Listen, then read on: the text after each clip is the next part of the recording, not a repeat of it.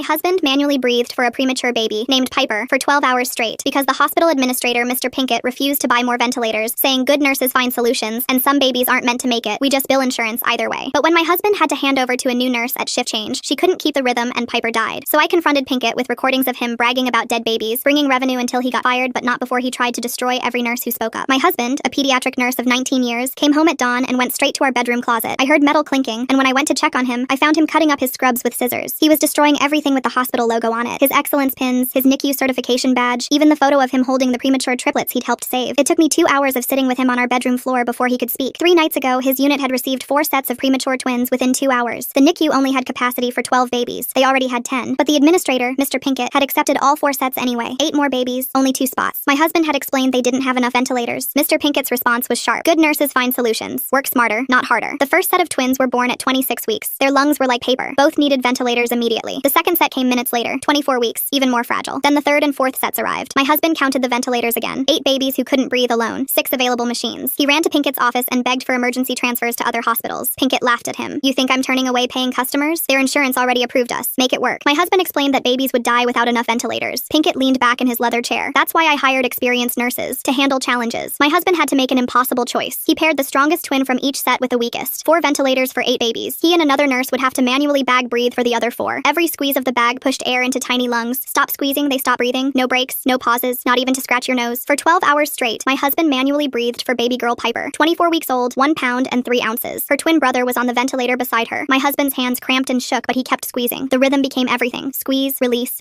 release. Her tiny chest rose and fell with his movements. The other nurse, Janet, was bagging baby boy Josh. His twin sister had the ventilator. Janet had been a nurse for 30 years, but I could see her struggling. My husband watched her hands slow down when exhaustion hit. He'd call out to keep her rhythm steady. They couldn't stop. These babies' hearts hit only because their hands kept moving. At shift change, everything fell apart. The day nurse coming in was new, only 2 months in NICU. She'd never manually ventilated for more than minutes. My husband tried to explain the rhythm while still bagging. The precise pressure needed. Too hard and you damage the lungs. Too soft and they don't get enough air. The new nurse's hands were shaking before she even took over. My husband had to let go and trust her. He'd been breathing for baby Piper for 12 hours. His replacement took the bag. Within minutes, my husband heard the alarms. The new nurse was squeezing too fast, panicking. Baby Piper's oxygen levels dropped, then her heart rate. My husband rushed back, but it was too late. Time of death was 7:23 a.m. 1 pound, 3 ounces, 12 hours old. The worst part was walking past Mr. Pinkett's office afterward. He was on the phone bragging about their admission numbers. 8 more premies last night. That's $500,000 in billing right there. He saw my husband in the hallway and gave him a thumbs up, like he'd done something good. Like baby Piper hadn't died for his profit margins. My husband had to tell the Piper family. The mother was still recovering from her emergency C-section. She asked if her daughter had suffered. My husband lied and said no, but he knew those last minutes of incorrect ventilation had been agony. The baby had been aware. She'd fought to breathe. Her tiny fingers had clenched and unclenched, looking for comfort that never came. That evening, Mr. Pinkett sent an email to all staff. Great job managing resources last night. This is the kind of creative problem solving that makes us leaders in neonatal care. He announced they'd be accepting even more transfers. The board was impressed with the revenue increase. My husband threw up in the staff bathroom. After my husband finished cutting up his scrubs, he showed me something on his phone. 3 weeks ago, he'd started recording conversations with Pinkett. He knew something like this would happen. He had Pinkett on tape saying, some babies aren't meant to make it. We just bill insurance either way. He had him admitting they could buy more ventilators, but chose not to. Why buy equipment that sits empty half the time? I spent yesterday making copies of everything. The recordings, the emails, the admission records showing overcapacity. My husband was done being quiet. Done letting Pinkett play God with babies' lives for money. This morning, I drove to the hospital and waited for Pinkett in the parking garage. I told him my husband had been recording him for weeks. I showed him my phone with the files ready to send. His face went from smug to terrified in seconds. He stepped back, his hand reaching for his phone. I could see him calculating, trying to figure out if I was bluffing. The parking garage felt smaller suddenly, the concrete walls pressing in as morning shift workers walked past us toward the hospital entrance. Mr. Pinkett's jaw tightened. He glanced around the garage, then moved closer to my car. His cologne was overwhelming, the same expensive scent that filled his office when my husband begged him for more ventilators. I kept my phone visible, thumb hovering over the send button. He straightened his tie, that same burgundy one he wore to board meetings, the kind of tie that cost more than a week of my husband's salary. His voice dropped low, controlled. He asked what I wanted. I wanted baby Piper alive. I wanted my husband to stop waking up at 3 a.m., hands cramping from phantom ventilation movements. I wanted those other babies to have had a chance. But what I told him was simple. He needed to resign. Today. His laugh echoed off the concrete, a sharp, dismissive sound. He informed me that I clearly didn't understand how hospitals worked, that my husband was emotional, burnt out, that no one would believe a grieving nurse over a respected administrator with 20 years experience. I pulled up the first recording. His voice filled my car, tinny through the phone speaker, but clear enough. Some babies aren't meant to make it. We just bill insurance either way. His face changed. The confidence cracked just for a moment. He reached for my phone. I pulled it back, nearly dropping it. My hands were shaking, but I kept them steady enough to navigate to the email draft. 32 recipients, board members, department heads, the regional director. One tap, and they'd all hear him bragging about dead babies bringing in revenue. Mr. Pinkett's breathing changed. Shorter, sharper breaths. He loosened his tie. Sweat beaded on his forehead despite the cool morning air. He started talking faster. About my husband's career. About how nurses who cause trouble don't last long in this industry. About references and blacklists and connections he had at every hospital hospital in the state, I thought about my husband on our bedroom floor, scissors in hand, destroying 19 years of dedication. The way his voice broke when he described Piper's tiny fingers clenching, how he'd dry heaved in our bathroom after his shift, nothing left in his stomach but still retching from the memory. Mr. Pinkett moved closer. His hand landed on my car door, blocking me in. He leaned down, speaking directly through my window. He told me my husband had made errors, that the baby's death was due to negligent care, that he had documentation ready to file with the nursing board if needed. My husband would lose his license. We'd lose our house. Our savings would go to legal fees. My finger moved toward the send button. He saw it, and his hand slammed against my window. Not hard enough to break it, but hard enough to make me jump. Two nurses walking by glanced over, then hurried past. Everyone knew better than to get involved with Mr. Pinkett. He composed himself, smoothing his hair back. Then he made an offer. My husband could transfer to another unit, day shift, better hours, a small raise even. All I had to do was delete those recordings. Pretend this conversation never happened. Let him continue running the NICU his way. I thought about the other babies, the ones who would come next week, next month. More twins, more triplets, more tiny lives depending on having enough equipment. More nurses forced to play God, choosing which baby got the ventilator and which one got manual breathing. More 7:23 a.m.s. More mothers asking if their babies suffered. Mr. Pinkett checked his watch. An expensive thing with too many dials. He had a board meeting in an hour, he said. They were voting on expanding the NICU, taking in even more transfers. The profit margins were too good to pass up. He smiled when he said it. The same smile from the hallway when he gave my husband that thumbs up. I started the car. He had to step back or get his foot run over. His face flushed red, then purple. He pointed at me through the windshield, mouthing words I couldn't hear over the engine. I rolled down my window just enough to speak. I told him he had until 5 p.m. resignation letter on the board's desk, or everyone would hear the recordings. Not just the board, the state health department, the insurance companies he'd been defrauding, the families of every baby who died on his watch. He yelled something about lawyers, about defamation, about ruining us. I drove away, watching him shrink in my rearview mirror. I wonder what really drove Pinkett to accept those 8 babies when he knew they only had 6 ventilators. There's something deeper than just money here, isn't there? The way he gave that thumbs up after Piper died makes me curious about what goes through someone's mind in that moment. A man in an expensive suit, standing alone in a parking garage, finally understanding what it felt like to be powerless. At home, my husband was at the kitchen table, still in his pajamas, staring at his phone. He'd been reading old text messages from his NICU group chat, pictures of babies who made it, success stories, graduation photos from families whose premature infants were now healthy toddlers. His eyes were red. I told him about the parking garage, about Pinkett's threats, his offers, his desperation. My husband's hands clenched and unclenched, the same motion he'd made for 12 hours straight trying to keep Piper alive. He asked what would happen if Pinkett didn't resign. We both knew the answer. Pinkett had connections, lawyers, ways to twist the truth. My husband could lose everything he'd worked for. We could end up bankrupt from legal fees, but we also knew what would happen if we stayed quiet. More babies, more deaths, more families destroyed for profit margins. The morning passed slowly. My husband couldn't eat. He organized our closet, then reorganized it, folded and refolded the remaining clothes. Anything to keep his hands busy. I made copies of the recordings on 3 different drives, uploaded them to cloud storage, prepared emails to journalists just in case. At 2 p.m., my husband's phone rang. Janet, the nurse who'd been bagging baby Josh that night. Her voice was strained. Pinkett had called an emergency staff meeting, mandatory attendance. He was asking questions about that night, about who might have been recording, about loyalty and team players and consequences for spreading lies about the hospital. My husband got dressed. His hands shook as he buttoned his shirt. Not his scrubs, those were in pieces in our garbage. Just regular clothes. He looked smaller without his hospital badge, without his pins showing years of excellence. Just a man who'd tried to save lives and been broken by a system that valued money more than miracles. I drove him to the hospital. He had to be at that meeting, had to face Pinkett one more time. As we pulled into the same parking garage, we saw Pinkett's car, still in his reserved spot near the elevator, still planning to fight us. My husband squeezed my hand before getting out. His wedding ring caught the light, the same ring he'd worn while manually ventilating baby Piper, while making impossible choices, while watching her die at 7:23 a.m. He walked toward the hospital entrance, shoulders straight, ready for whatever came next. I waited in the car, phone ready, the recordings queued up, watching the clock move toward 5 p.m., wondering if Pinkett would call our bluff, if he'd really risk everything to keep his position, if his greed was stronger than his self-preservation. At 3:47 p.m., my phone buzzed. A text from Janet. Pinkett was in his office with 2 board members, door closed, voices raised. She could hear him through the walls, getting louder, getting desperate. The meeting had been canceled. At 4:15 p.m., my husband texted. Pinkett had just walked past the NICU. No swagger, no expensive cologne trail, just a man carrying a cardboard box, security beside him. The nurses were whispering. No one knew exactly what happened, but everyone knew something had shifted. At 4:52 p.m., I got an email from the chairman of the hospital board. A brief message. Mr. Pinkett had submitted his resignation, effective immediately. The board would be reviewing NICU policies and equipment needs. They thanked me for bringing concerns to their attention. I sat in that parking garage until my husband's shift ended. Other nurses walked past my car throughout the afternoon. Some nodded at me, some smiled. Word traveled fast in hospitals. They knew what we'd risked, what we'd almost lost, what we'd finally won. When my husband finally emerged at 7:30 p.m., he looked different, lighter. He slid into the passenger seat and we sat in silence for a moment. Then he told me about the rest of his shift, how the NICU felt different without Pinkett's presence looming, how nurses were already talking about the equipment they actually needed, how the temporary administrator had asked for a real assessment of safe capacity. We drove home as the sun set, past the cemetery where baby Piper was buried, past the church where her parents had held her memorial, past all the places that marked our city's grief. My husband reached over and took my hand. His grip was steady, no more trembling, no more phantom movements. That night, he pulled out his nursing textbooks, the ones from 19 years ago, covered in dust. He spread them on our kitchen table next to his laptop, started looking up recertification courses, refresher training, ways to be better, stronger, more prepared for the next time someone tried to put profits over patients. I made him dinner while he studied. Real food, not the crackers and water he'd been living on since that night. He ate slowly, telling me about new protocols he wanted to propose, about equipment grants they could apply for, about the changes that were already starting. The phone rang at midnight. My husband husband jerked awake, his hand automatically reaching for it. Old habits from years of on-call shifts. I watched him answer, his face changing as he listened. He hung up without speaking and sat on the edge of our bed, head in his hands. Janet had been suspended, effective immediately. Pending investigation into patient care standards during the night baby Piper died. My husband's hands started that familiar clenching motion again. He got up and paced our bedroom, his bare feet silent on the carpet. I found the official notice in my email 10 minutes later. My husband was required to attend a formal review board meeting in 3 days. The subject line made my stomach drop. Investigation into negligent patient care, resulting in infant mortality. They were blaming him for Piper's death. My husband spent the rest of the night at our kitchen table, writing down every detail from that shift. Times, names, who was where, what resources they had. His handwriting got shakier as the hours passed. By dawn, he had 20 pages of notes, every minute accounted for, every impossible decision documented. The next morning, I drove to the hospital while my husband slept. I needed to understand what was happening. The parking garage felt different now, hostile. I found Janet's car in the employee lot. She was sitting inside, still wearing her scrubs from the night before. Her face was puffy from crying. She showed me her suspension letter. The language was careful, clinical, but the meaning was clear. She was being scapegoated for following Pinkett's orders, for doing the impossible with inadequate resources. The letter mentioned documentation irregularities, failure to properly chart during critical care. They were building a case. I asked about the emergency meeting my husband had attended. Janet's laugh was bitter. Pinkett had stood at the front of the conference room, explaining how concerned he was about recent events, how patient safety was paramount, how any nurse who couldn't handle the pressure should speak up. He'd looked directly at my husband when he said it. Then Pinkett had introduced the new documentation requirements. Every interaction with critical patients now needed triple verification, forms that would take 30 minutes to complete for each baby, time they didn't have when manually ventilating. It was designed to be impossible, to create more failures he could document. Janet pulled out her phone and showed me a text thread. Other nurses from that night. They were all being questioned, their patient care histories reviewed, years of exemplary service suddenly under scrutiny. Pinkett was systematically targeting everyone who'd witnessed his admission decisions. I left Janet in her car and walked into the hospital. I needed to see what was happening in the NICU. The security guard at the entrance knew me, had for years, but he stopped me. New policy. No non-essential visitors in critical care areas. His eyes were apologetic, but firm. Orders from administration. Through the glass doors, I could see the NICU. Nurses moving between incubators. The soft glow of warming lights. The constant dance of care that my husband had performed for 19 years. But something was different. The nurses looked hunched, worried. They kept glancing toward the administrative offices. I took the elevator to the 5th floor, the administrative wing. Pinkett's office was at the end of the hall, corner windows overlooking the city. His secretary, Mrs. Chen, had worked there for 15 years. She'd always been kind to my husband, sending cards when our children were born. Mrs. Chen wasn't at her desk. A younger woman sat there instead, someone I'd never seen. She looked up when I approached, her smile professional but cold. She informed me that Mr. Pinkett was in meetings all day, that appointments needed to be scheduled through proper channels, that I should leave. I heard Pinkett's voice through his office door, loud, confident, the same tone from the recordings on my phone. He was on a conference call, discussing staffing changes, efficiency improvements, how he was addressing the recent incident with comprehensive policy updates, no mention of inadequate equipment, no acknowledgement of his role. The new secretary stood up, moving between me and the door. She suggested I leave before security was called. Her hand hovered over her phone. I memorized her face, the way she positioned herself. Another piece of Pinkett's protection system. Another barrier between him and consequences. Back in the parking garage, I sat in my car and checked my phone. 3 missed calls from my husband, 2 from numbers I didn't recognize, 1 voicemail. I played it, my hands tightening on the steering wheel as I listened. A lawyer, representing the hospital's interests, wanting to discuss the situation with my husband. How does Pinkett still have so much power even after resigning? The way he's targeting Janet and building these impossible documentation rules. It's like watching someone set clever traps while pretending to help, offering to meet, to explain their position, to find a mutually beneficial resolution. The subtext was clear. They wanted to contain this, to make it go away quietly. I drove home to find my husband in our backyard, pulling weeds with violent efficiency. Our garden, usually his pride, had been neglected since that night. Now he attacked it like the earth had personally wronged him. Dirt flew, roots tore, his movements were sharp, angry. He'd gotten a call too, from the nursing board. A formal complaint had been filed, his license was under review. 19 years of saving lives, and now they were questioning his competence based on one night of impossible circumstances. One night when he'd been forced to play God because Pinkett wanted profit. We sat on our porch as the sun climbed higher. My husband's hands were filthy from the garden, dirt caked under his nails. He kept rubbing them together, trying to get them clean. The same hands that had kept Piper alive for 12 hours. That had maintained perfect rhythm despite exhaustion and cramping. The mail arrived early. Official letterhead from the hospital's legal department. They were conducting an internal investigation. My husband was placed on administrative leave pending its completion. No pay. No access to hospital facilities. No contact with other staff members during the investigation. Effective immediately. My husband read the letter 3 times. Then he walked inside and came back with a lighter. I watched him burn it in our metal trash can. The official words turning to ash and smoke. His face was calm, but his jaw kept clenching, the muscle jumping under his skin. That afternoon, I drove to Janet's house. She lived in a small ranch 2 towns over, the kind nurses could afford on a single income. Her car was in the driveway, but she didn't answer the door. I walked around to the back and found her on her deck, staring at nothing. She'd been served too. Same letter, same suspension. 30 years of night shifts, of saving babies others had given up on, reduced to administrative leave and legal threats. She showed me her phone. 17 missed calls from co-workers. Everyone afraid to actually speak, but wanting to show support somehow. Janet had kept her own records. Not recordings like my husband, but detailed notes. Every time Pinkett had pushed them past safe ratios. Every admission that exceeded capacity. Every corner they'd been forced to cut. 3 notebooks full of careful documentation. She'd been building her case for years. We spent 2 hours going through her notes, matching dates with my husband's recordings, building a timeline of Pinkett's decisions. The pattern was clear. Admissions spiked whenever quarterly reports were due. Safety protocols were ignored during budget reviews. Babies became numbers on a spreadsheet. Janet's neighbor, Mrs. Rodriguez, brought us tea. She'd heard about the suspensions through the hospital grapevine. Her daughter worked in pediatric ICU, one floor down from NICU. The whole hospital was talking. Nurses were scared. If Pinkett could destroy careers like this, who was safe? I left Janet's house with copies of everything. 3 years of documentation. Names, dates, times, proof that this wasn't isolated. That baby Piper was just the latest casualty of Pinkett's profit-driven decisions. My car felt heavier driving home, weighted with evidence and responsibility. My husband was in our bedroom when I returned, ironing his one good suit. The review board meeting was tomorrow. He decided to attend despite our lawyer's advice to postpone. He needed to face them, to speak for Piper and all the others. His movements were precise, methodical, the iron gliding over fabric with practiced care. I spread Janet's documentation across our dining room table. My husband read through it silently, his face growing harder with each page. Here was proof, not just one bad night, but a pattern of deliberate endangerment. Pinkett's signature on every admission that pushed them past capacity. We worked until midnight, organizing everything, creating a clear narrative. The hospital had given us 48 hours to respond to the suspension. We'd use every minute. My husband typed while I arranged supporting documents. Our printer ran constantly, spitting out pages of evidence. The house felt different with my husband home during what should be his shift. He kept checking the time, his body still programmed for night work. At 3 a.m., he was standing at our kitchen window, staring toward the hospital, wondering who was working tonight, whether they had enough staff, whether babies were safe. Morning came too soon. My husband dressed carefully in his suit, adjusting his tie multiple times. He'd worn it to award ceremonies, to funerals, to our children's graduations. Now he wore it to fight for his career, for his right to save lives, for justice for a 1-pound baby who'd trusted him to breathe for her. I drove him to the hospital for the review board meeting, the same building where he'd worked for 19 years, where he'd celebrated successful surgeries and mourned inevitable losses, where he'd been forced to choose which babies lived and which ones struggled. Now he entered as a suspected negligent caregiver. The meeting was scheduled for 9 a.m. in the executive conference room, wood paneling and leather chairs, the kind of room where budgets were approved and staff was terminated. My husband carried a box of documentation, evidence of systemic failures, proof that Piper's death was Pinkett's responsibility, not his. I waited in the lobby, 3 hours of watching hospital staff pass by. Some recognized me, offering awkward smiles or avoiding eye contact entirely. The news had spread. Everyone knew about the suspensions, about Pinkett's investigation, about careers being destroyed to protect profit margins. A security guard I'd known for years approached me. Robert had worked nights for a decade, often chatting with my husband during quiet moments. He sat beside me, pretending to check his phone. He whispered that Pinkett had hired 2 new administrators, both with backgrounds in efficiency optimization, both known for cutting costs and staff. Robert told me about the new policies, documentation requirements that added hours to each shift, staffing ratios that pushed legal limits. Nurses were already leaving, transferring to other hospitals. The ones who stayed were scared. Pinkett was reshaping the entire department, erasing anyone who might speak up. My husband emerged at noon, his face unreadable. The review board had listened. They'd asked questions. They'd taken his documentation, but their focus remained on that night, on the minutes when baby Piper died, on whether proper procedures were followed during an impossible situation. They'd promised a decision within 5 days. We drove home in silence. My husband loosened his tie as soon as we left the parking garage. His hands were steady, but I could see the tension in his shoulders. The weight of 19 years versus one terrible night. The knowledge that Pinkett was still there, still making decisions, still playing God with tiny lives. That evening, our phone rang constantly. Other nurses calling to offer support. Former colleagues sharing their own stories of Pinkett's administration. Each call added another piece to the pattern. Nurses forced to work unsafe ratios. Equipment requests denied. Concerns dismissed. A culture of profit over patience. Enforced through fear. My husband sat at our kitchen table listening to each story, taking notes, building a case that went beyond one night, beyond one baby. This was about a system that valued billing over breathing. About an administrator who saw NICU beds as revenue streams instead of life support. The next morning brought another letter, this time from Pinkett himself, on hospital letterhead. He expressed concern about my husband's recent struggles, offered resources for stress management, suggested that perhaps 19 years of high-intensity care had taken its toll. The implication was clear. Frame this as burnout, as mental health issues, and maybe they'd go easy on him. My husband crumpled the letter and threw it across our kitchen. It hit the wall and fell behind the trash can. His first real display of anger since that night. He retrieved it, smoothed it out, and added it to our evidence file. Another piece of Pinkett's manipulation. Another attempt to control the narrative. I spent the day making more copies of everything. The recordings, Janet's notes, the suspension letters. I opened a safety deposit box at 3 different banks, uploaded files to secure cloud storage, created email drafts ready to send to journalists, state regulators, anyone who might listen. Pinkett had power, but we had truth. My husband couldn't sit still. He cleaned our garage, reorganized his tools, fixed the squeaky hinge on our back door that had annoyed us for months. Anything to keep his hands busy, to avoid thinking about the empty NICU station where he should be working, about the babies who needed experienced nurses while he sat suspended at home. That night, Janet called. Her voice was different, scared. Someone had been to her house while she was at the grocery store. Nothing stolen, but things were moved. Her notebooks repositioned, her computer left open. A message that they were watching, that her documentation wasn't as secret as she thought. We met at a coffee shop the next morning, neutral ground. Janet's hands shook as she held her cup. 30 years of steady hands in the NICU, now trembling over coffee. She'd found a lawyer, someone who specialized in whistleblower cases, but the retainer was more than she could afford, more than any nurse could afford. I showed her our evidence file, the recordings that proved Pinkett's callousness, the documentation that showed patterns, the letters that revealed his manipulation. Together we had enough. Pinkett's playing chess while everyone else is trying to save lives, sending concern letters about burnout while secretly rearranging Janet's notebooks like some medical mafia boss with a master's degree. Enough to show that baby Piper's death wasn't negligence. It was murder by administrative decision, murder by profit margin. Janet's lawyer had given her advice. Document everything. Keep copies off-site. Be prepared for escalation. Pinkett wouldn't go quietly. He'd use every tool, every connection, every resource to protect himself, to destroy anyone who threatened his position. We were just nurses and family. He was administration with 20 years of connections. We spent 3 hours strategizing. Who else might have evidence? Which nurses would speak up despite the risk? How to protect ourselves while fighting back? The coffee shop filled and emptied around us. Normal people living living normal lives while we planned how to take down a man who culled babies for profit. I drove home from the coffee shop with Janet's notebooks beside me. My husband was in our driveway, washing his car, another displacement activity. The suds ran down the windshield as he scrubbed spots that were already clean. His movements were mechanical, repetitive, the same precision he'd used to keep Piper alive. That afternoon, we received certified mail, the review board's preliminary findings. They'd identified 17 documentation errors from that night, missing timestamps, incomplete vitals charts, all the paperwork my husband couldn't complete while manually breathing for a baby, each error listed as evidence of negligence. My husband sat at our kitchen table, reading through each citation. His face remained blank, but his knuckles went white, gripping the pages. 19 years of perfect documentation, and they were using one impossible night to destroy him. I watched him fold the letter carefully, placing it with our growing evidence file. The next morning brought unexpected visitors. 3 nurses from the NICU stood on our porch. They'd taken personal days to come. They handed my husband a folder. Inside were their own documentation from that night, charts showing the impossible patient ratios, photos of the overcrowded unit, their own written statements about Pinkett's admission decisions. One nurse, Sarah, had worked with my husband for 15 years. She showed us her resignation letter, already submitted. She couldn't work under Pinkett anymore, couldn't watch more babies die for profit. 2 other nurses had already left. More were planning their exits. The NICU was hemorrhaging experienced staff. We spent the morning reviewing their evidence. Each page added weight to our case, but it also showed the cost. These nurses were risking their careers by speaking up. Their mortgages, their children's college funds, their entire livelihoods hung in the balance. Pinkett had created a culture where saving babies meant sacrificing yourself. That evening, Janet arrived at our house. Her face was pale, hands trembling worse than before. She'd received a letter from the hospital's lawyers. They were pursuing damages for her breach of confidentiality in keeping personal notes about hospital operations. The amount they demanded would bankrupt her. My husband poured Janet tea while I read the letter. Legal intimidation disguised as procedure. They wanted her documentation destroyed, wanted her silence bought through fear. The letterhead was the same one that had announced my husband's suspension, the same cold clinical language that reduced human lives to liability concerns. We worked through the night, organizing everything, the recordings, the photos, the statements, building an airtight case that showed the truth. My husband's hands moved steadily now, no more trembling. He had purpose again, not saving babies directly, but fighting for the system that should protect them. The next day, I drove to the hospital alone. The security guard, Robert, met me in the parking garage. He handed me an envelope, glancing around nervously. Inside were internal memos from Pinkett, budget projections showing profit increases from overcrowding, emails discussing acceptable loss ratios for premature infants. Robert explained that other staff members were collecting evidence too. Maintenance workers who'd been denied requests for ventilator repairs, supply clerks who'd been told to delay equipment orders, everyone who'd been forced to compromise safety for Pinkett's bottom line. The rebellion was quiet but growing. I sat in my car, reading through Robert's documents. Each memo was another nail in Pinkett's coffin, but I also saw his counterattack forming. New policies that made documentation impossible, suspension threats for anyone who questioned procedures. He was tightening his grip, trying to silence opposition through bureaucracy. Back home, my husband was on the phone with former colleagues. Word had spread beyond our hospital. Nurses from other facilities were sharing similar stories. Administrators who valued profits over patients. Systems designed to maximize billing while minimizing care. Pinkett wasn't unique. He was just the one we'd caught on tape. That night, we received another visit. Dr. Martinez, the head of pediatrics, stood at our door. He'd been at the hospital for 25 years, delivered thousands of babies. He looked exhausted, older than his 60 years. He came inside and sat heavily in our living room chair. He told us about the board meeting he'd just left. Pinkett had presented a new efficiency plan, reducing nurse-to-patient ratios even further, cutting redundant equipment, maximizing bed turnover. The board had approved it unanimously. They saw numbers, not babies. Profit margins, not pulse rates. Dr. Martinez pulled out his own envelope, his resignation letter, effective in 2 weeks. He couldn't be part of it anymore. Couldn't watch Pinkett turn the NICU into a factory. He gave us names of board members who might listen, people who still remembered that hospitals existed to heal, not earn. The next morning, Janet called early. Her voice was different, stronger. She'd made a decision. She was going to the state nursing board with everything. The documentation, the intimidation, all of it. If they wanted to destroy her career, she'd make sure everyone knew why. We met at her house to prepare. My husband helped her organize 30 years of evidence, patient records showing impossible assignments, incident reports that were buried, staffing schedules that violated state regulations, each document carefully copied, verified, prepared for submission. As we worked, Janet told us about other nurses who'd tried to speak up over the years, the ones who'd been transferred, terminated, blacklisted. Pinkett had been building his empire for 2 decades, crushing opposition with bureaucratic precision, but he'd never faced someone with nothing left to lose. That afternoon, I drove my husband to meet with Dr. Martinez and 3 other doctors. They gathered in Martinez's home office, away from hospital surveillance. These were the rebels, the ones who still believed in their oath. They shared their own evidence of Pinkett's policies causing harm. One doctor, Dr. Kim, had been documenting infant mortality rates. The numbers had spiked since Pinkett took over. Not dramatically enough to trigger automatic reviews, but enough to notice if you were looking. Babies who might have survived with proper resources, lives lost to profit margins. They discussed strategy late into the evening, how to present the evidence to board members who would listen, which state agencies had the power to investigate, how to protect the nurses who were speaking up. It felt like planning a revolution, which in a way, it was. The next day brought the review board's final decision. My husband's nursing license was suspended pending further investigation. 19 years of saving lives, reduced to a single paragraph of bureaucratic judgment. The letter recommended he seek counseling for burnout and consider alternative career paths. My husband read it once, then filed it with the rest. His face showed no emotion, but I saw his hands clench. The same hands that had kept Piper alive for 12 hours, that had saved countless babies over 2 decades, now deemed unfit by administrators who'd never held a struggling newborn. That evening, we had a meeting at our house. Janet, Dr. Martinez, Sarah, and 5 other nurses. We spread our evidence across the dining room table. Recordings, documents, testimonies, proof of systematic negligence driven by greed. The question was how to use it. Dr. Martinez had contacted a board member he trusted, Dr. Patricia Patricia Chen, who'd been a NICU nurse herself decades ago. She'd agreed to review our evidence privately. If she was convinced, she'd push for an emergency board review. It was our best shot at stopping Pinkett through proper channels. We spent hours preparing a presentation, clear, factual, devastating. My husband's recordings as the centerpiece, supported by years of documentation. We practiced what to say, how to present it without emotion clouding the facts, how to make them see babies instead of numbers. The meeting was scheduled for the next evening. Dr. Chen would meet us at her home, away from hospital politics. We had one chance to convince her, one opportunity to break through the bureaucracy and reach someone with power to act. Everything depended on her response. That night, I couldn't sleep. I kept thinking about Piper's parents, about the lie my husband told them, that their daughter hadn't suffered, about all the parents who'd never know their babies died for profit. The weight of truth felt heavier than any physical burden. The next morning, Pinkett made his move, a hospital-wide email announcing new quality assurance measures. Any staff member discussing patient care outside official channels would face immediate termination. Any documentation kept outside hospital systems would be considered theft of proprietary information. He was closing every avenue of opposition. My husband read the email without comment. Then he went to our closet and pulled out his one good suit again, the same one he'd worn to the review board. He laid it out carefully, checking for wrinkles. Tonight's meeting with Dr. Chen might be our last chance. He would dress for battle. I spent the day making final preparations, copying files to multiple drives, preparing packages for state regulators in case Dr. Chen wouldn't help, writing down names and dates and the endless small cruelties that had led to this moment. My hands moved automatically, like my husband's had that night with Piper. Janet arrived early that evening. She wore her best dress, the one from her nursing school graduation 30 years ago. Sarah came next, then Dr. Martinez. We gathered our evidence, checked our presentation one final time. Everyone understood the stakes, our careers, our futures, balanced against babies' lives. The drive to Dr. Chen's house felt endless. My husband sat beside me, our box of evidence between us. His breathing was steady, controlled, the same rhythm he'd used to keep Piper alive. I reached over and took his hand. His wedding ring caught the streetlight, a reminder of vows taken and kept. Dr. Chen lived in an older neighborhood, tree-lined streets and modest homes. Her porch light was on, waiting for us. We filed inside, carrying our burden of truth. Her living room became our courtroom, her coffee table our evidence display. She sat across from us, waiting. My husband spoke first, clear, precise, factual. He described that night, the impossible choices, Piper's death. Then he played the recordings. Pinkett's voice filled the room, casual in its cruelty. Dr. Chen's face remained neutral, but her hands tightened on her coffee cup. Janet presented her documentation next. 3 decades of patterns, escalating danger, profits over patients. Sarah added the staffing records, the impossible ratios, the experienced nurses driven away. Dr. Martinez concluded with mortality statistics, the cold numbers that represented warm lives lost. Dr. Chen reviewed everything methodically. She asked pointed questions, verified dates, checked documentation. 2 hours passed in careful examination. Finally, she set down the last page and looked at us. Her next words would determine everything. She had been suspicious of the mortality rates herself, had questioned Pinkett's policies in board meetings, only to be overruled by profit projections. But she'd never had proof, never had the ammunition to fight back. Now we'd given her weapons. She would call an emergency board meeting within 48 hours. We left her house with cautious hope. Dr. Chen had taken copies of everything, promised to present it forcefully, but we'd learned not to trust promises from administrators. We drove home in silence, each lost in thoughts of what came next. The dice were cast, the evidence submitted. Now we waited. The next day passed in tense preparation. We knew Pinkett would hear about the emergency meeting, knew he'd marshal his defenses, prepare his counterattacks. My husband spent the day with our lawyer, preparing for the worst, protecting our assets in case of lawsuits, planning for unemployment. That evening, Dr. Chen called. The emergency board meeting was set for tomorrow night. 5 board members had agreed to attend, enough for a quorum. She'd shared key pieces of evidence, enough to ensure they'd come. The showdown we'd been building toward was finally here. I barely slept that night. Neither did my husband. We lay in bed, staring at the ceiling, thinking about Piper, about the other babies who'd died, about the ones still at risk. Tomorrow would determine whether their deaths meant something, whether the system could still be saved. The next morning, Pinkett struck back. Letters arrived by courier for everyone involved. Cease and desist orders. Threats of defamation lawsuits. Financial damages that would destroy us all. His lawyers had worked through the night, building walls of legal intimidation. But we were past the point of backing down. We spent the day in final preparations. Our lawyer reviewed Pinkett's threats, assured us they were mostly bluster. Truth was still a defense against defamation. We had evidence, documentation, recordings. If Pinkett wanted a legal fight, we were ready. But we hoped the board would act first. As evening approached, we gathered again. The same group, plus 2 more nurses who'd found courage to join us. We wouldn't be in the board meeting, but we'd be nearby, ready to provide additional evidence if needed, ready to support Dr. Chen however we could. My husband wore his suit again. I helped him with his tie, the simple domestic ritual grounding us before the storm. His hands were steady now, no trembling, no clenching. He'd found his purpose again, not in saving individual babies, but in fixing the system that failed them. We drove to the hospital as the sun set, the same parking garage where I'd first confronted Pinkett, where this journey began. We parked and waited, watching board members arrive, each expensive car another vote that would determine the future. Dr. Chen texted updates from inside. The meeting lasted 4 hours. 4 hours of evidence, arguments, Pinkett's desperate defenses. We sat in our car, holding hands, waiting for word. Other staff members had gathered too. Cars scattered throughout the garage, all waiting for the same news. A quiet vigil for justice. At 11:47 p.m., Dr. Chen emerged. Even from a distance, we could see her exhaustion. She walked to our car, each step measured. Her face gave nothing away until she reached us. Then finally, she smiled. The board had voted. Pinkett was terminated, effective immediately. But that wasn't all. The board had approved emergency funding for new equipment, had mandated safe staffing ratios, had ordered a full review of admission policies. Everything we'd fought for, everything Piper had died for, was finally happening. The system could be healed. My husband broke down then. 19 years of professional composure cracked. He sobbed in our car, grieving for Piper and all the others, releasing the weight he'd carried since that night. I held him as other staff members surrounded our car, crying and cheering simultaneously. The next days blurred together. Pinkett's office was cleared out. The intimidation letters stopped. The state nursing board reversed my husband's suspension after reviewing our evidence. Janet's legal threats evaporated. One by one, the weapons Pinkett had used against us fell away. New ventilators arrived within a week. Staffing schedules were revised to safe ratios. Dr. Martinez withdrew his resignation, agreed to help rebuild. The NICU began healing, returning to its true purpose: saving babies, not profits. My husband returned to work on a Tuesday morning, his new scrubs crisp and clean. The other nurses welcomed him back with tears and applause. He took his place at the warming table, checking equipment that was finally adequate. His hands moved with practiced confidence, ready to save lives again. That night, he came home at his normal time. No overtime forced by short staffing. No impossible choices between dying babies. He sat at our kitchen table and told me about his shift. 4 admissions, all properly equipped. Every baby breathing steadily. The NICU working as it should. We drove to the cemetery that weekend. My husband knelt at Piper's small grave, placing fresh flowers. He told her that her death had saved others, that the broken system that failed her was being repaired, that her 12 hours of life had meant something profound. Subscribe and like for more videos just like this. I love you all. Thanks so much.